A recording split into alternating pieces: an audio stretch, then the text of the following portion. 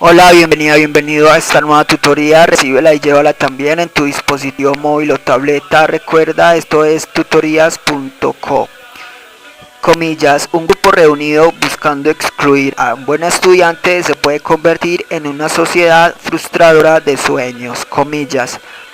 Como se observa en la figura, el ejercicio planteado consiste en crear un programa que permita sumar los datos pares mayores a 50 de una matriz. Se plantea la solución en un programa de 37 líneas. En la línea 4 se importa la librería foundation.h. También se pueden importar librerías de C++ y de C. Veamos la función ejecutar, línea 16 a 28. Esta función declara una matriz, la inicializa con 9 valores y luego halla la suma de los datos pares mayores a 50. Simplemente se recorre la matriz en dos ciclos y se usa una sentencia condicional.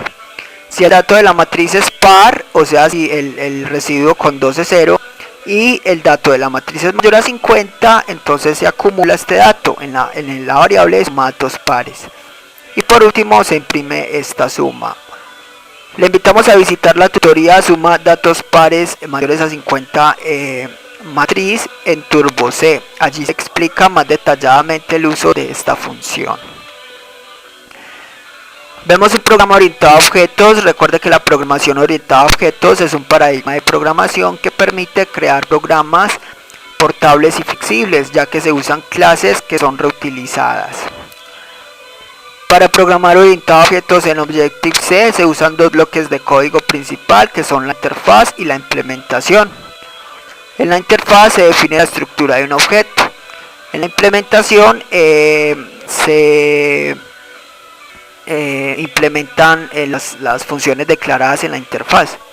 O sea que la interfaz tiene la estructura y la implementación la lógica de la clase de suma pares mayores a 50 matriz.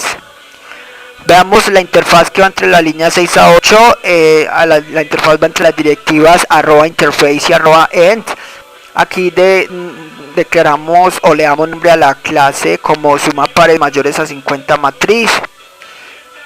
Con esto entonces dos puntos, luego hacemos referencia a la clase principal en ese object y luego declaramos los atributos de esta clase. Entonces de tipo entero declaramos xy y suma datos pares.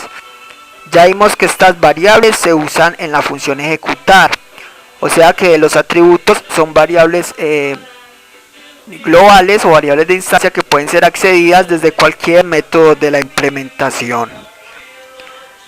Declaremos ahora los comportamientos o funciones de esta clase. En la línea 7 con menos indicamos que se va a declarar un método de instancia, luego el tipo de retorno. Esta función no retorna datos, entonces void, y luego nombre de la función, en este caso ejecutar. Con eso entonces queda lista la declaración de esta función.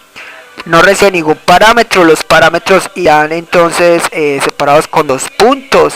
Los parámetros se conforman de tipo de dato y nombre de variable. Entonces el compilador ya sabe por medio de la interfaz la cantidad de memoria a reservar a cada objeto que se instancie de esta clase. Veamos la implementación, va entre las directivas @implementation y @end, líneas 10 a 29. Internamente el compilador importa la interfaz para poder programar una función. Previamente esta debió haber sido declarada.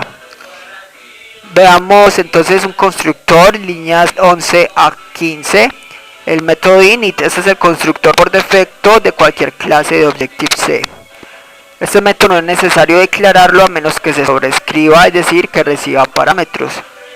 Este método se encarga de inicializar las variables de instancia. En este caso se inicializa en la línea 13 el acumulador, suma datos pares a 0.